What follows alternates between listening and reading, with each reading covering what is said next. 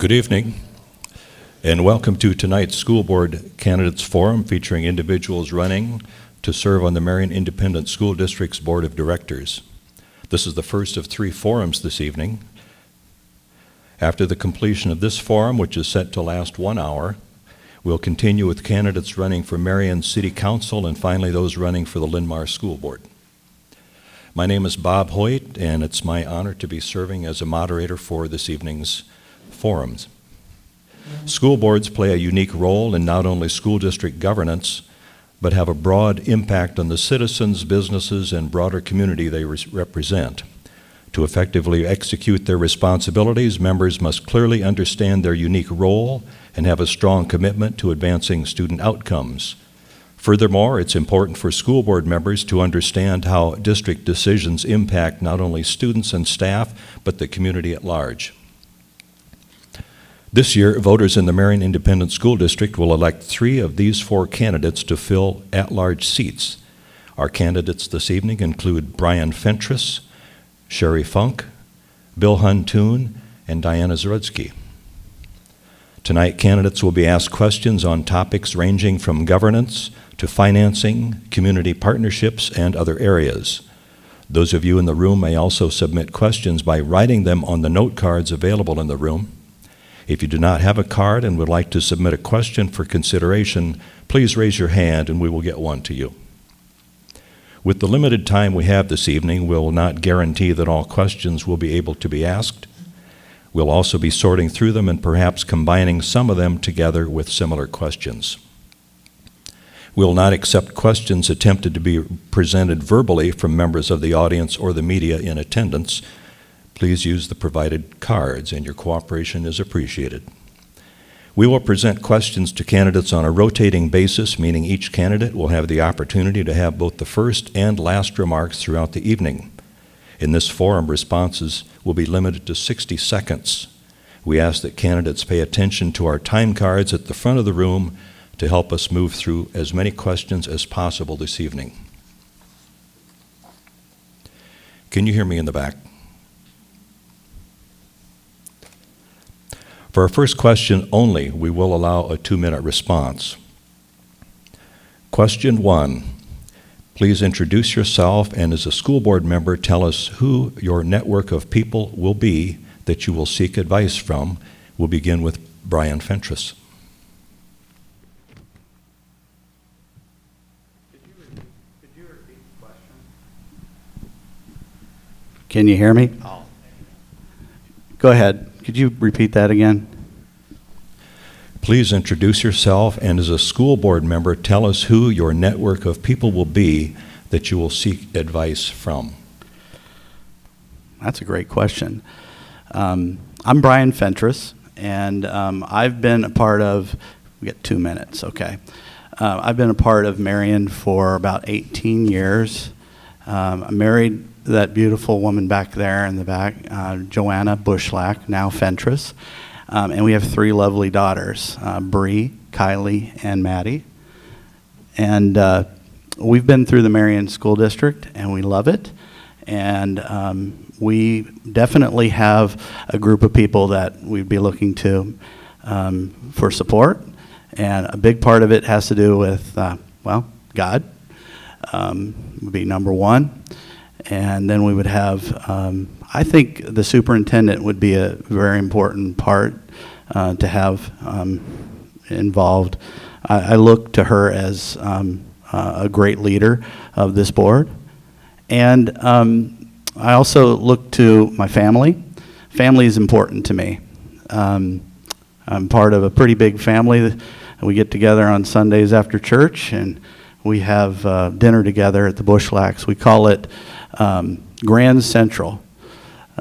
So family is important to me, and also community. When I think about being involved in the community over the 18 years, learned a lot.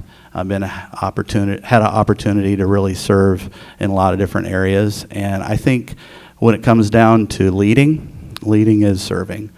And so I look for opportunities to have a chance to also involve the community in my network. I have some friends, but I won't list them all here today because I only have 15 seconds left. But I will look to them. Thank you. Next, we'll hear from Sherry Funk. Sherry, would you like the question repeated? No, I'm good. Are we going to have time to kind of introduce ourselves, or should we do that now? You should introduce yourself, and you have 2 minutes total. Okay, thank you. Hello, my name is Sherry Funk, and I moved to Marion 27 years ago. I have served on the Marion Independent School Board for the past 8 years. For 3 years, I served as the vice president, and then the past 2 years, I've served in the role of president of the board. And during my time on the school board, I would like everyone to think of me as being the 3 C's. I am committed. In the 8 years that I've been on the board, I have attended 100% of the meetings. I've attended 100% of the special meetings, and I have attended all of the state school board conventions. So I'm definitely committed. I am very conscientious about finances. When I joined the board 8 years ago, we had a negative solvency ratio, and what that is really is the health of our district. And with partnering with all of my fellow board members, we've been able to turn that around into a very positive solvency ratio that aligns with state recommendations, as well as just passing a $31 million bond. And my 3rd C is caring, and I do care tremendously, and I get out and I speak with people, which rides me right into who do I look to for assistance. Administrators, our superintendent, our assistant superintendent, our wonderful business manager, all of our building principals see me frequently in their offices discussing anything that's coming up.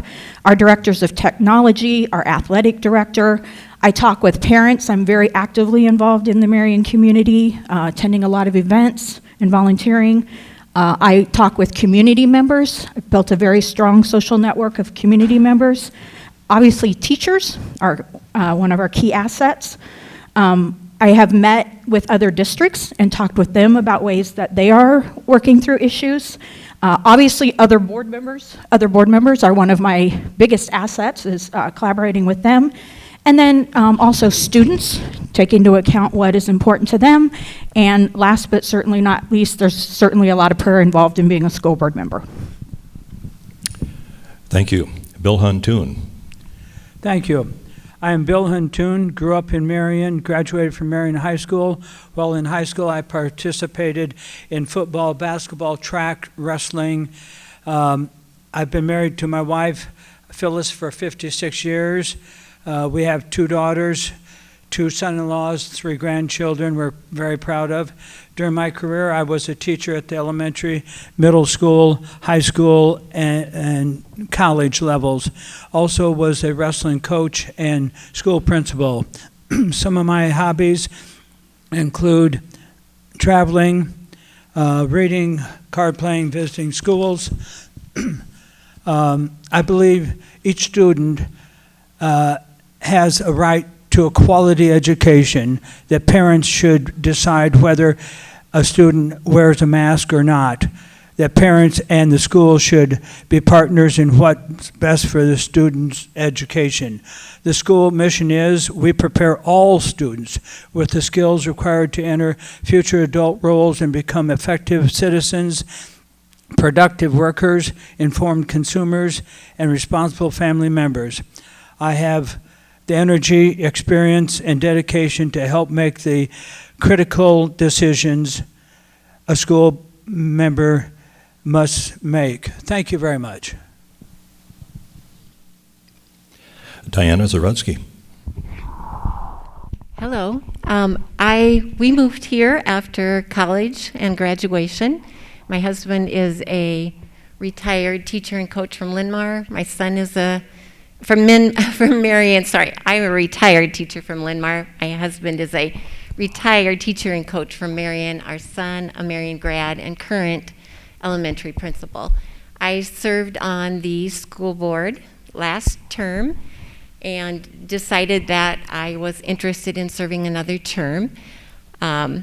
We love Marion. We've been longtime Marionites, supporters, and believe that this is the place where you want to educate your children.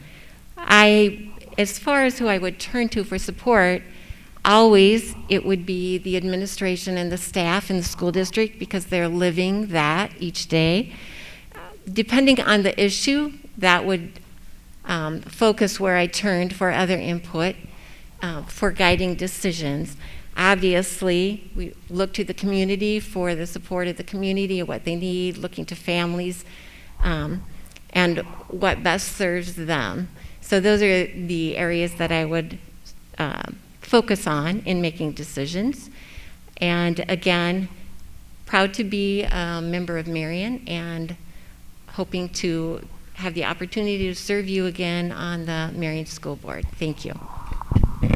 Mr. Hoyt, I wonder if I have 10 seconds left. I forgot to answer the last question. I would get input from the board, administration, citizens, students, entire staff, business community, and superintendent, among others. We'll go on to question 2 now. For the remainder of the questions, you will have 60 seconds for each question. We'll begin with Sherry Funk. What is the biggest responsibility of a school board member? The biggest responsibility of a school board member is hiring a superintendent. And I have had the opportunity to hire 2 superintendents over the past 8 years while I've served on the board. And once you have your superintendent in place, then you are going to turn over to them the opportunity to run the district as they best see fit. And so it is definitely the most important decision that you're going to make because you're going to, in essence, turn over the entire district to them to do the hiring of their administration, to do the day-to-day activities. The other thing that the board does that is critically important, but you asked for the one, but I'm going to throw in a second because I have a couple seconds left, and that is developing and upholding board policy. Everything that occurs within our district is based on policies that we get recommended from the Iowa Association of School Boards, but we do have an opportunity to discuss and to change any policies and then to make sure that we are upholding those policies. Thank you. Bill Hunt-Toon, what is the biggest responsibility of a school board member? No question about it, hiring a superintendent. She leads the district and leads the board. No question, the superintendent hiring. Thank you. Diana Zoretsky, same question. I would echo both Sherry and Bill that the hiring of a superintendent is the most important decision because that's the person we work closely with, will be bringing the information to us and help guide us in what we need to know. I also agree that the policies are equally important because they guide the decisions that we're making. They provide us with the legal advice that we need and direction for how we should be making each decision that's made on the school board. Brian Fentress. Yeah, thank you. I agree. It's probably the biggest, most challenging part of a board member. But I'm going to take a little different twist on this question and say, what is the most important thing a board member can do? And I think that's listen first. I think listening is probably the most important thing that a board member can have in their role. Of course, being able to listen, look carefully at the data, ask questions, be a great learner, believe more is possible, set ambitious goals, recognize achievement, celebrate milestones, encourage the staff, monitor progress, share information, and stay focused on the goals. There's a lot of other things that I think a board member can also add, and I think each person has their own individual skills as a board member to be able to add as a group and have that unifying force for the school district. Thank you. Bill Hunt-Toon, you will begin with the next question. The past 2 years have brought division to school boards as we've all worked to navigate the pandemic together. What perspective would you bring to the board to be a consensus builder and drive unity? Consensus builder. I get out in the community and I visit with people. I know most of the people in the audience. Those I didn't, I introduce myself to. It's critical to get input from people to get a consensus, and you don't always get your way. And that's critical that you accept the will of the majority. Thank you. Diana Zoretsky, same question. Would you like me to repeat it? No, that's fine, thank you. I think consensus building has been extremely difficult with all of the decisions that we've had to make in the last year and a half. For me, it's looking at what the evidence is that we have, what the pieces of information are that we have, and sharing those with each other. We won't always be on the same page, but the biggest part is to share what our thinking is, what's guiding our thinking, and talk through all of those pieces and put those together for making a decision. And at the end of the day, as Bill said, we don't always all agree. But once the board makes a decision, then the board is 100% behind that decision as a school board. So we may have discussions, we may have disagreements. Once the vote's taken, that's where the stand is for the board as a group. Thank you. Brian Fentress. I think unity is one of the most important things, and I think it's easily overlooked over time and can slide. And I think some of the areas that I would focus on have to do with communication. I think there's a real need to really understand what everybody's thinking, the community, the staff, and really have some good ideas, some good data points. And I think that communication will help us give us some good insight into making good decisions, which will be unifying decisions. I also think that when dealing with unity, you have to speak the truth in love. You have to know that at the end of the day, solutions are important. You're seeking to understand that you have unity over perfection, that we are better together than we are separate. And so at the end of the day, it's hey, this is where we stood, and this is where we need to move forward. Sherry Funk, same question. Okay, thank you. We have a district goal that reads, partner with families in the community to positively impact student outcomes. And I think that I'm going to answer this question in two ways, because there's consensus with the community and there's consensus right within our school board when we're meeting the 7 members and discussing and making decisions. From a school board member perspective, acting as the board president over the past 2 years has certainly helped me to build skills in working towards reaching consensus on the board. And they kind of took my words away from me, but it really is about letting everyone have a voice at the table, letting everyone be comfortable speaking at the table, and making sure that everyone walks away, even though they might not have gotten the vote the way they wanted it, supporting that and moving forward as a district. In regards to consensus in the community, it's very important that we provide transparent and honest communication, because that will lead to trust, and trust is the way that we can build consensus within the community. Thank you. Thank you. Diana Zoretsky, we'll begin with you to answer the next question. How can the district seek partnerships with other public stakeholders, such as the City of Marion, or even neighboring school districts, to maximize taxpayer dollars? We have a solid community here that's always been a part of each of the school districts. And it's evident with all of the things that are happening here. The Medical Promise Group, which has joined Marion schools and Linmar schools together to do some work in the community, including some community-built housing. We have the chamber, with people working on the chamber to work through. We have the business connections here, trying to make sure that they're supporting us. The City Council has been wonderful in supporting us in providing the safety features as those have come about in the district, and we've had conversations with them. They've met with us. So there are lots of opportunities, and I think the school district works hard and looks for all of those opportunities, as does the community, to partner together. Thank you. Brian Fentress. Yeah. Partnering with the community is very important, and thinking about, everybody in the community is a part of this. I've lived here long enough to see a lot of progress in Marion, and I love it. Marion is awesome. And I would just say that we need to keep continuing to collaborate with one another. I noticed we had a group put together of 40 individuals for the bond and the building plan.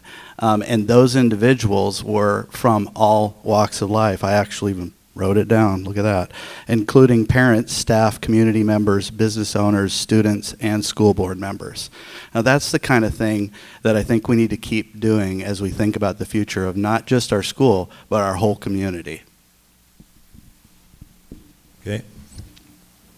Sherry Funk?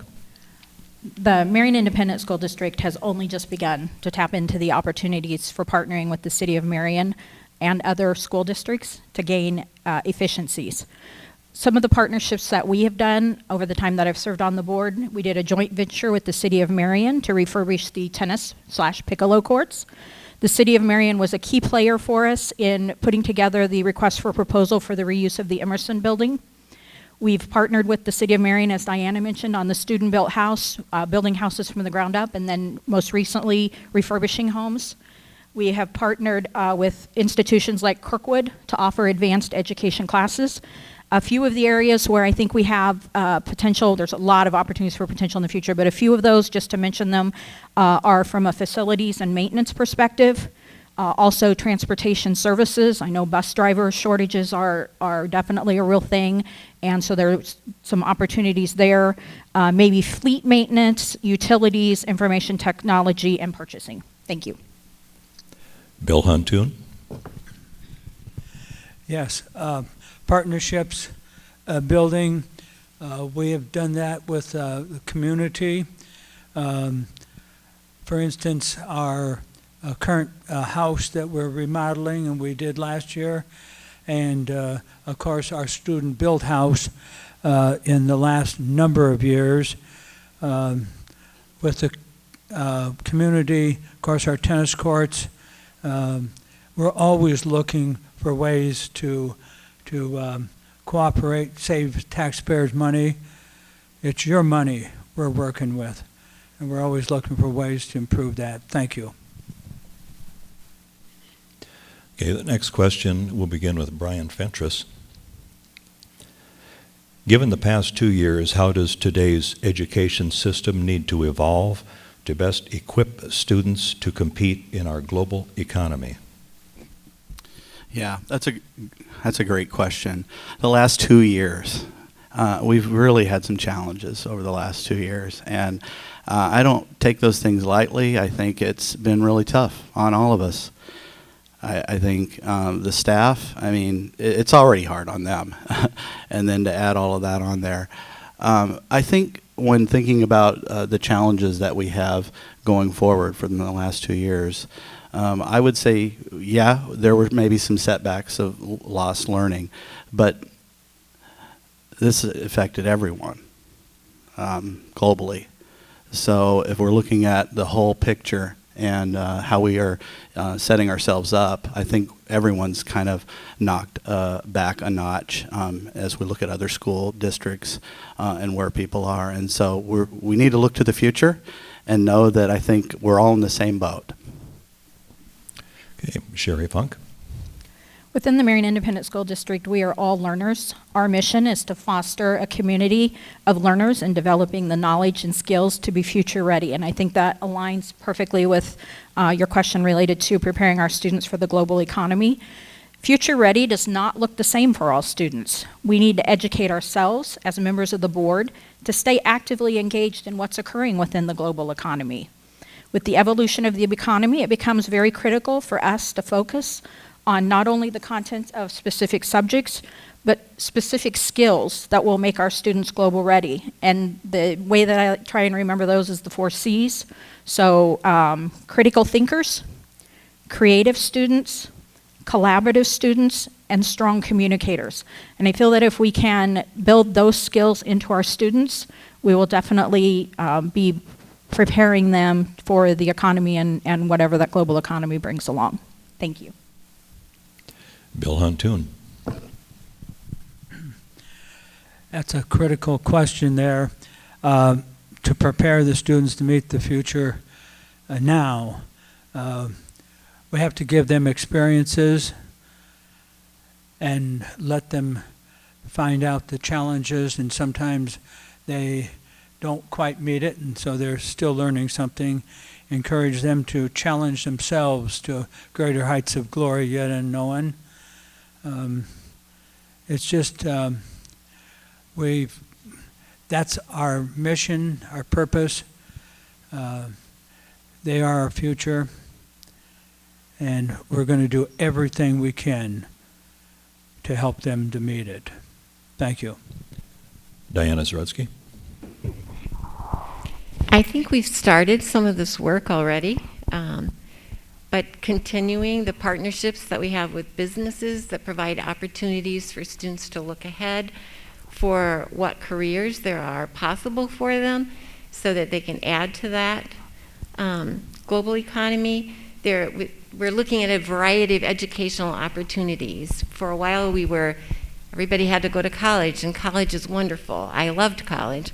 But college isn't the right route for every student. So what are those other routes that students can take to prepare themselves for the future? We need to encourage creativity, as we already do, but continue to do that. Also, to continue to develop those independent critical thinkers. And as we say in our strategic plan, our goal is to make our students future ready. So we're always looking at what the possibilities are, what are those new doors we can open for students to get them there. Thank you. Sherry, the next question will begin with you. Earlier this year, Marion Independent voters overwhelmingly approved a $31 million bond issue for a variety of facility improvements. Besides providing for basic educational needs, why are these investments important? Part of us determining what was going to be supported in the bond was we went out and we worked with the community, and we cast the nets far and wide to gather feedback from members of the Marion Independent community to find out, we as a board, we saw some needs within our facilities, but we wanted to find out what the community really felt was going to be the best way to spend money if we were to get the bond approved for our students. And so it's very important that we go to our community, that we find out what they are looking for. The reason that these items are important for us is because these are the things that our community is looking for and that our community feels are the most important things for us. A new elementary school obviously is going to be very critical in the educating of our students. There are a lot of surveys and not surveys, sorry, a lot of research that has been proven to show that participation in extracurricular activities like sports and music and those types of things are also big contributors to helping our students prepare for the future. Thank you. Thank you. Bill Huntoon, same question. These investments are critical because we need to keep our district competitive and keep our students competitive. Thank you. Diana Zoretsky. The facilities don't make the educational system, the people do. So it's the educators, the students, the families, the community. But the facilities are important. They're important for the safety of our students. We need to make sure that what we're providing for them is the safest that it can be. There's also the element of pride that was brought up earlier too, and we want our students and our community members to feel pride in who Marion School District is and what they can be. And there's so much that we do all the time that brings forth that pride, but there is a pride in what it looks like and how we do things. There's also the possibility that some of these facilities will offer us new opportunities for what we can do in terms of the arts, in terms of sports, in terms of what we can offer for education within the classrooms. Okay, Brian Fentress. All right. $31 million. The thing, I think the key to keep in mind is this was over a long time of planning and a lot of people involved. And I touched on that with the 40 people and the different types put into a committee. And their focus was tasked with setting priorities that shaped not only the long-range timeline that balances needs and wants, but also available funding. So this group of people that spent their time looking into this is you and I involved in this, in making this decision from all parts. And I think it's an important thing to consider that this has been thought through. And also, going back to the mission, foster a community of learners and developing the knowledge and skills to be future ready. And so I do think that a lot of this helps momentum to move forward, to be excited about what's to come, and to be able to alleviate some of the situations that we're seeing already as we're needing some new facilities. Okay. Bill Huntoon, you'll have the next question first. As we move forward from COVID, what do you believe a school board must focus on the most?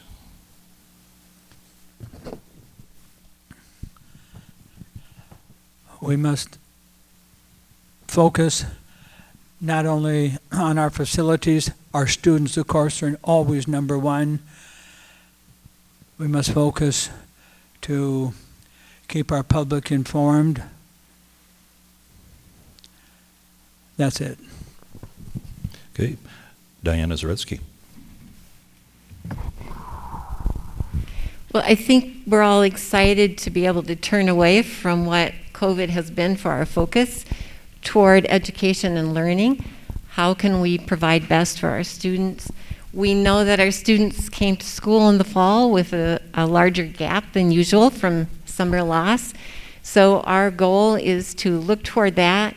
We take students wherever they are in the fall, and we do the best that we can, and we arrange staff and resources and opportunities to move forward with that. So our goal, I think, right now is to look at what can we do best to serve our students, to help them be prepared, and to start to close some of that learning gap that was left because of the different ways we went about learning during COVID.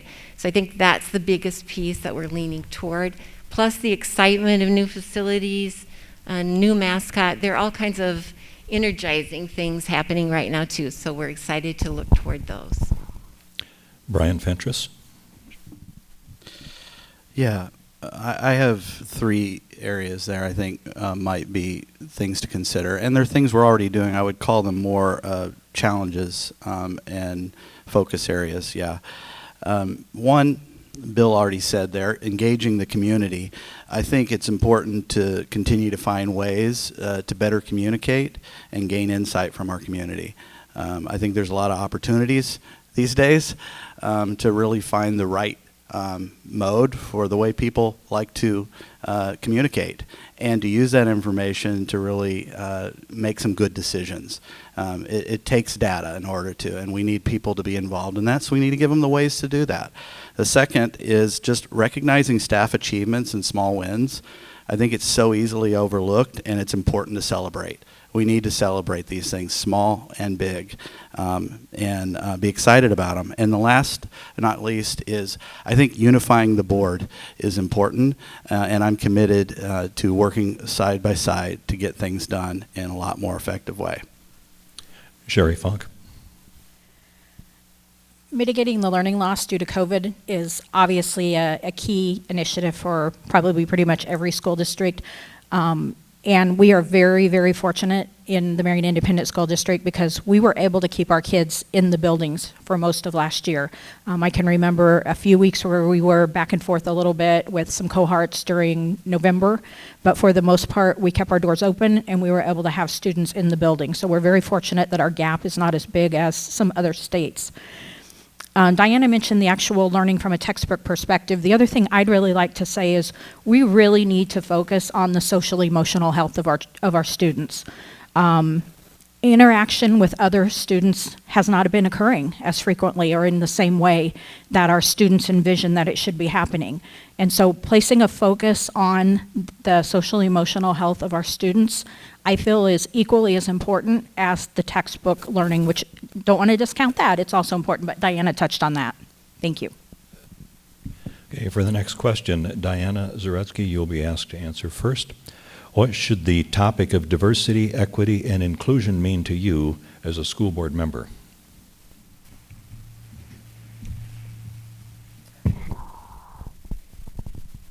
Diversity, equity, inclusion have been a little bit of hot buttons, I think, across school boards. I think the important thing is to talk about what these mean, what they look like within the school district, what it means to each child in our school district. That's where we need to focus. What does it mean to serve the diverse students in the Marion School District? What does it mean to allow each child have equitable access to education? So how are we doing that? We're looking at Marion, we're looking at what we have to offer, we're looking at the students that we have, and putting things in place that allow for each child to have the supports and the resources needed to reach their highest level of success. That's what diversity and equity and inclusion mean to me. Brian Fentress. I agree with the Marion definition of equity, and it is a focus on aligning supports and resources for each child's needs. Now, I mean, we can have a lot more conversation about that as we define that out, but I'll leave it with that. Sherry Funk. We have had a lot of conversations at the board table about equity in education, about equality in education.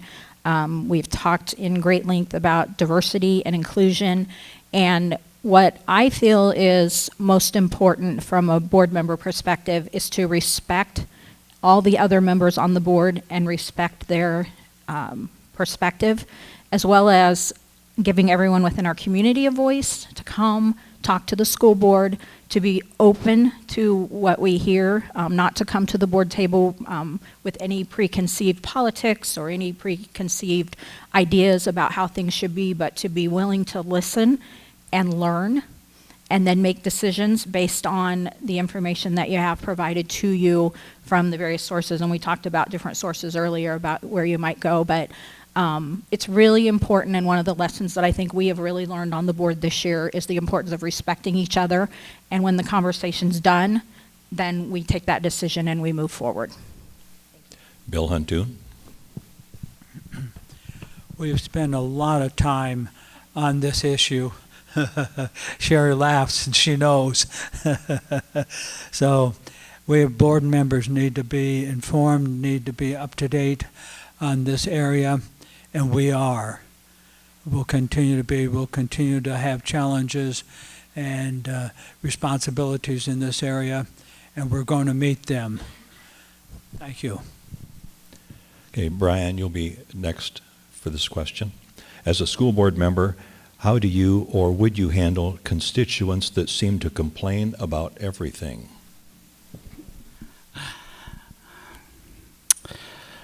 I don't know, Sherry, how do you handle them? I think you have to start by listening. You really do have. This is a, you know, I really rolled thinking, should I do this job? It's a lot. It's a big commitment. And I think that's the first and foremost thing is that when I went to church and it said, and the preacher said, I'm going to tell you a story about Jonah today. I was like, oh, I'm Jonah because I don't really want to do this when it comes down to those hard things.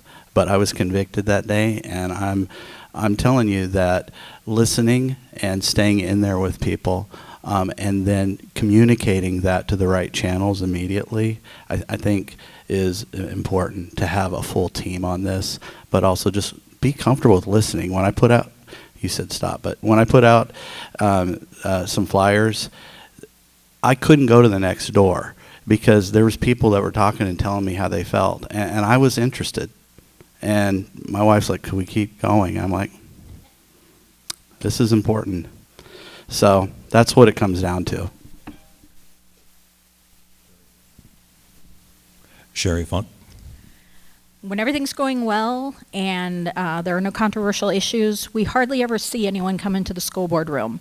But the minute COVID comes along and mask mandates start getting discussed, we get 50, 60, 70 people online when our board was having to meet virtually. Even recently in the boardroom, we've seen some people come in. I love it. I love having people in the community coming to the board, looking to have a voice, looking to share their concerns, looking to share their celebrations. So I encourage people who have concerns to bring those. I think the biggest thing that we can do as a board is make sure people know they are heard. And if it's the same person that brings their concerns every time, that's great. I'm probably going to start encouraging them to run for the board in 4 years because if they're that passionate about it, then they are exactly the type of person that we need to have sitting on the school board. But listening, making people feel heard. Bill Huntoon. Yes, we need to listen very carefully with them. We need to ask them questions also. Ask them to come to a board meeting. Maybe they're just calling us on the phone or writing us. And at the end, ask them to run for the board and see the perspective that we see. Thank you. Diana Zoretsky. Well, I echo again what everyone has said about listening, the most important part. I think we can't assume just because someone complains often that there isn't value in each of those complaints. So we need to listen carefully and make sure that we're hearing the messages that are there. I think it's better for someone to complain than sit home and quietly fester and not bring those complaints or concerns forward. So better to hear the complaints and the concerns than be unaware that they're out there and that people are unhappy. So again, just listen, listen, listen, and do the best that we can going forward with that.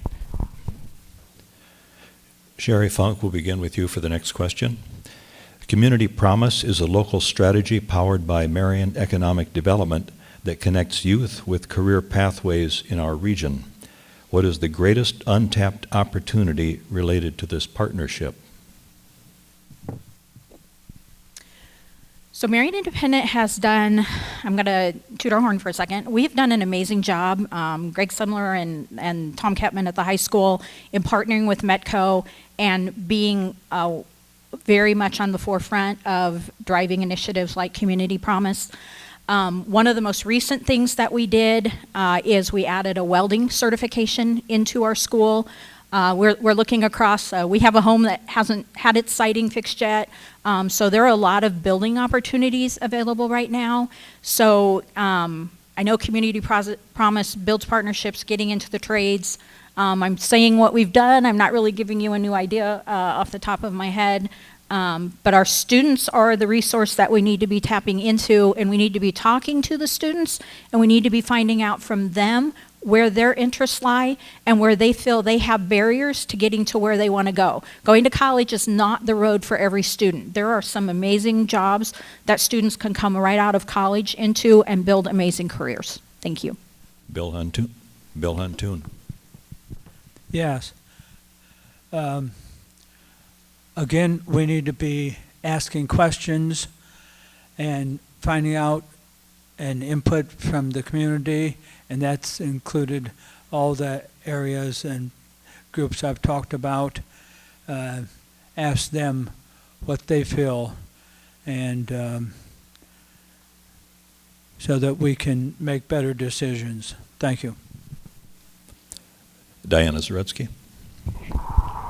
Well, I've had the pleasure of serving on the Community Promise team for these last couple of years as part of the Marion School Board, so I have seen directly some of the things that have happened. That board includes so many key players of people within the community, people from Medical Promise, businesses, Linmar School District, Marion School District, looking at internships that we already have, looking at job shadows, looking at other ways that we can partner with those businesses to provide new opportunities. So we have a good start in this direction. I think we need to reach beyond our boundaries. So are we looking at the boundaries of our community as being something too narrow? Are there other schools that we can be working with? Are there other colleges we can work with? Are there other internships available? And again, we need to be continually in touch with our students. What is it they need? What are they looking for? Where do they want to go? Brian Fentress. I really like this program. I like the idea of it because not every student is going to go to college. And they're looking at this option and saying, hey, if I don't have to waste mom and dad's money and I can start making money right away, there's people like that. And I think we need to think through what are all of the options, not only for boys, but girls. I know my daughter, for one, wanted to flip houses, and she thought, hey, maybe I could do this. But she had to take a woodworking class and a few other things, and I thought, yeah, there would really be a neat opportunity, I think, if we looked into it a little bit more for job shadowing and opportunities for them to learn a trade and get a good idea. It may not be too difficult. But like I said, I'm new here, so I've got a lot to learn, and I think I'll be following along with most of these people to learn even more about what we're already doing. Okay, the next question, Bill Huntoon, will begin with you. In your view, what has the district done well over the past 5 years, and what challenges does the district still need to overcome?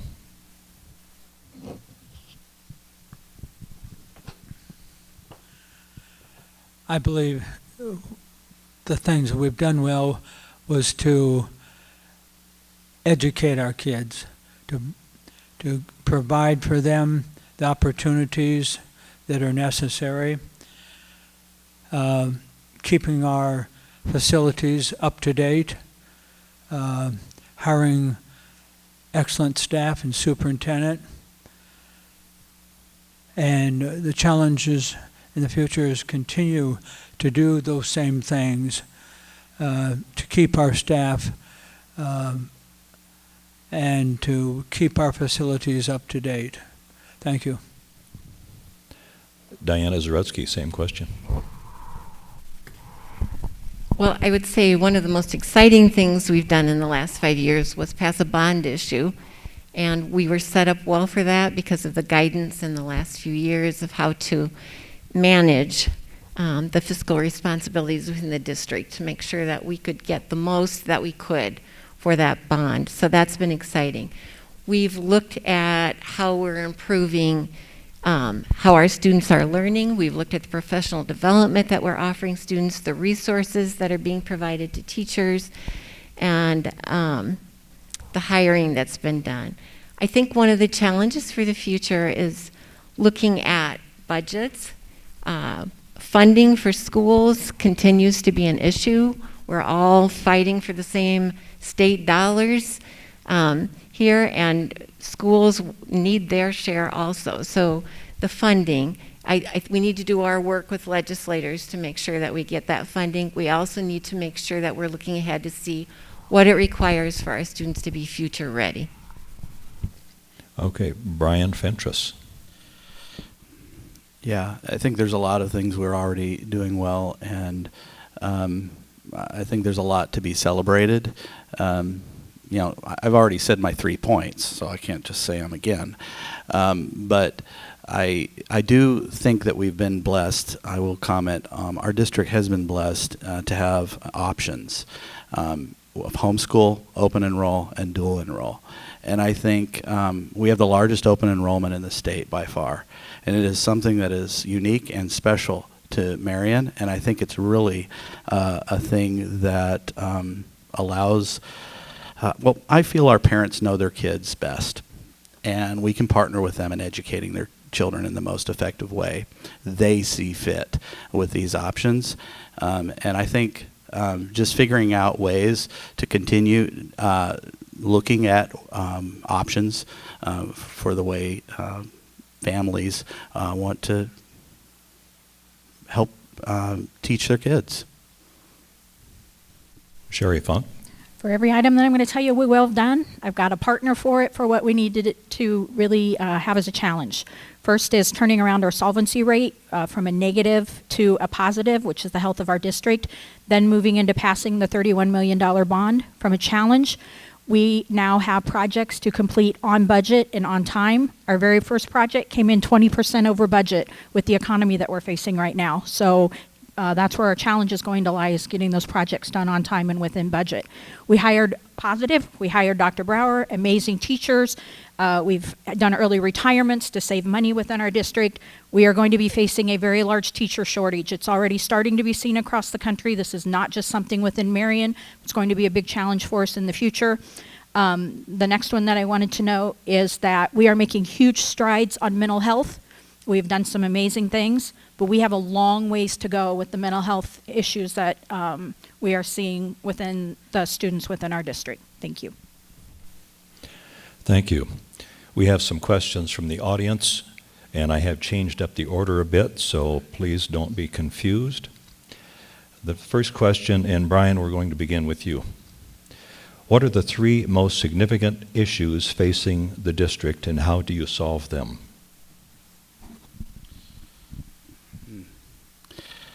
Well, the three most significant issues. I'm in a role right now where I don't have an agenda coming in. So for me to answer that question, I have a lot of education, and I'll just be up front. I don't know everything, but I'm ready and willing to learn, and I think there's some great people that will teach me. So I think saying what the three most important things are, I really think vision is probably one of the most important as we sit right now and get excited about the future. We have to move forward.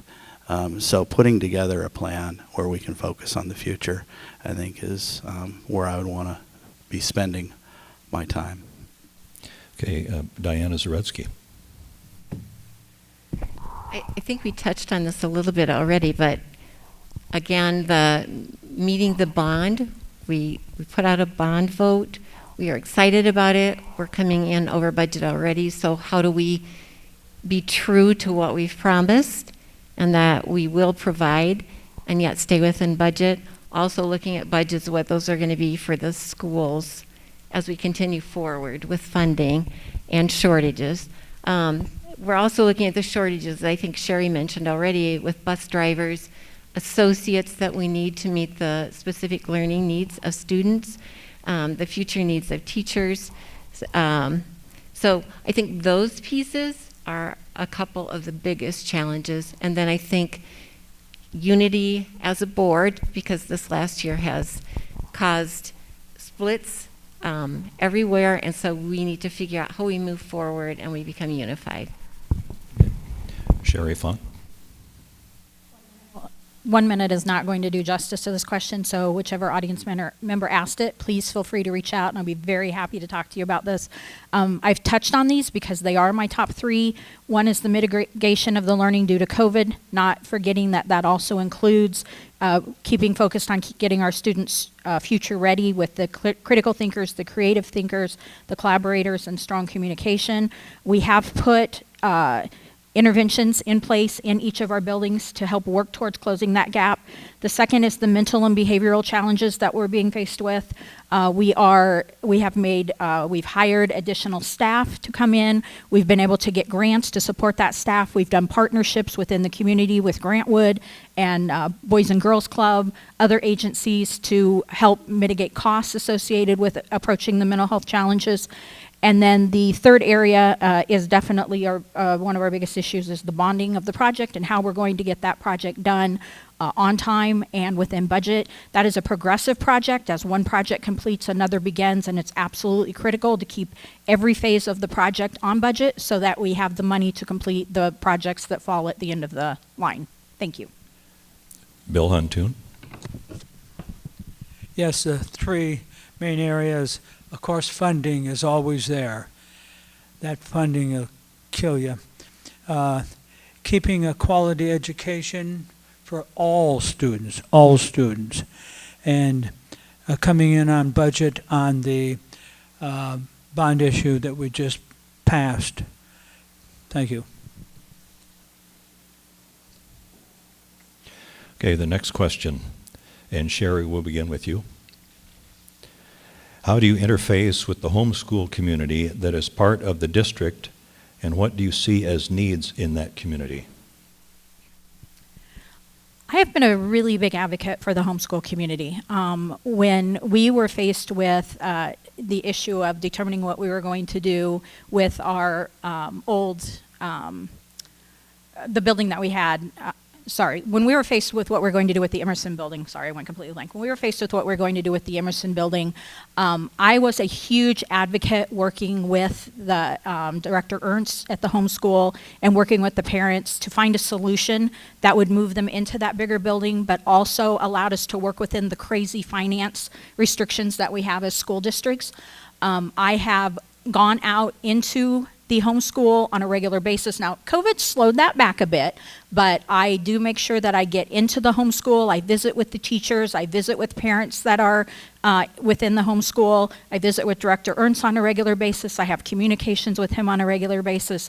I have several homeschool parents who attend my church, and so I have good friends there and receive a lot of feedback from that perspective, and I'm out of time. Thank you. Bill Huntoon. As one of the candidates already mentioned, that we have the largest homeschool in the state of Iowa by far. One of the things is the curriculum, and I've kept a close track of that and been extremely impressed with Tom has led that. And I visited the school last week and continue to be impressed with the leadership staff and the parents that support it. Thank you. Diana Zoretsky. I think Director Ernst has been a huge piece in keeping the board informed about what exactly happens at the homeschool program. He attends the board meetings and provides information there. He's done an excellent job of providing information that we get in the mail continually about all the activities that are happening, the opportunities that are provided there, and continuing to grow that program.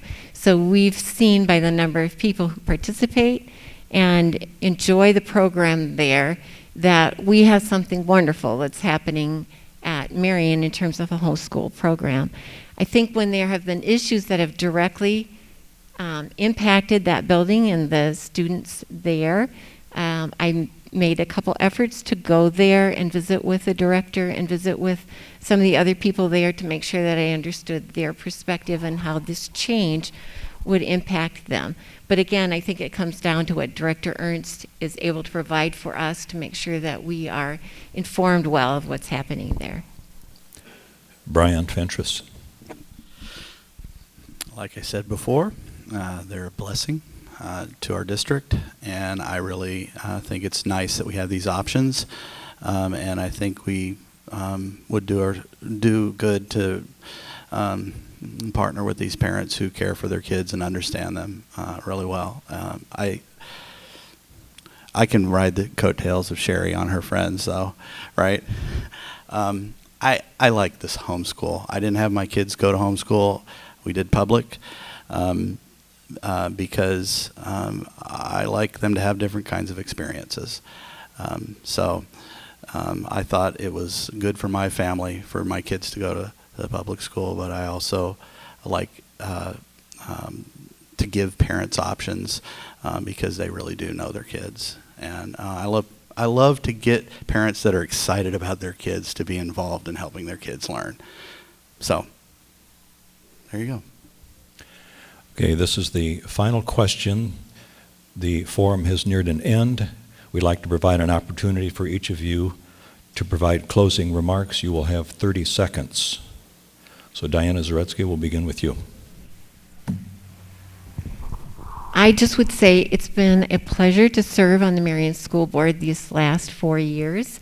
I look forward to that opportunity to serve again.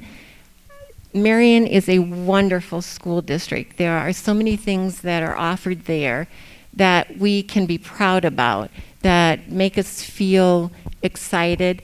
I have a husband who's a grad, a son who's a grad, and grandson who's going through right now. We know firsthand exactly the wonderful things that Marion offers, and I look forward to serving you again on the school board. Brian Fentress. I love Marion too. Been involved. Live a block from Starry. I love it. Where do I stand? I speak the truth in love. Glass half full. I live the golden rule. Dad jokes are still cool. Focus on the strengths. Seek to understand. Solutions over problems. Offense over defense. Unity over perfection. Ideas, ideas, ideas. Winning isn't everything. God created everything. Serving is leading. Restoration is awesome. Be thankful. See the blessings. Own my mistakes and learn from them. Sherry Funk. It's been an honor to be a part of the Marion Independent School Board for the last 8 years. If I re-elected, I will continue to be my 3 C's. I'll be committed. I will strive to continue my 100% attendance at every school board meeting and all of the school board activities. I will continue to be conscientious, making sure that we are hitting our deliverables and hitting our budgets and getting that bond completed on budget. I will continue to be caring. You can't keep me away. I will be there. I will be at events. I will be out and about for you to talk to. I do want to quickly thank Medco. I'd like to thank Mr. Hoyt for his narrative this evening. And I want to wish all of my fellow members here that are running a good luck to them. And you all did a really nice job this evening. It's a pleasure sitting here with you. Thank you. Bill Huntoon. Yes, I agree with the rest of them. It's been a great pleasure and honor to be on the school board. We have critical decisions to make that affect the entire community, and I'll be in the hallway wherever. If you have additional questions, I'll try to answer them. Thank you very much. On behalf of the Marion Economic Development Corporation and the Marion Chamber of Commerce, thank you for being here this evening. As you know, the decisions made by our local school boards have great impacts that critically shape policy and overall quality of our local K-12 systems and broader community development. Tonight's forum has been recorded and will be posted online tomorrow through the Marion Economic Development and Marion Chamber of Commerce's online platforms. Please remember to vote on Tuesday, November 2nd. Thank you to our candidates, and thanks to each of you for being here this evening. And at this time, I'd like to introduce Medco President Nick Glue, who will have a few remarks before we transition to the next forum. Thank you. Thank you, Bob. As we look forward to the election on November 2nd, we want to remind you that voters in Lynn County are going to be asked to approve a 10-year extension to what we call our local option sales tax. And while our organizations do not endorse candidates, we do take positions on important ballot issues such as this. So our organization and its board of directors believes that a yes vote is a responsible way to invest in our community. It's important to know that this is not a new tax. It's an extension of the 1% sales tax that is already being collected in Lynn County. So when you review your ballot, you're going to see that the City of Marion, our City Council, is actually proposing ballot language that will spend 70% of these dollars moving forward on street and infrastructure improvements, and the remaining 30% on other important community assets. In fact, as you drive around the community today, you may actually be noticing signs that highlight projects that have been funded by this local option sales tax in recent years. Now, some of you, since I realize we have some Linn-Mar folks, so we may have folks who live in Robbins or Cedar Rapids or maybe in rural areas of Lynn County, all of these communities and areas have different proposed purposes for these dollars. So if you do not live in Marion, make sure to do your homework and understand what those dollars will be spent on. So we believe extending lost is a responsible way to cash flow projects compared to just using debt. This saves all of us as property taxpayers millions of dollars in interest payments over the period of the tax. And because of the way that revenues are actually shared across the county, the city of Marion actually receives $1.36 in sales tax revenue for every $1 that's actually collected in our community. So this means that essentially 35% of the revenue that's used in our community comes from outside of Marion. So we really encourage all of you as voters to learn more about the Lost Extension by visiting either the City of Marion's website at cityofmarion.org/lost, or visit a website that is called voteyesmarion.org.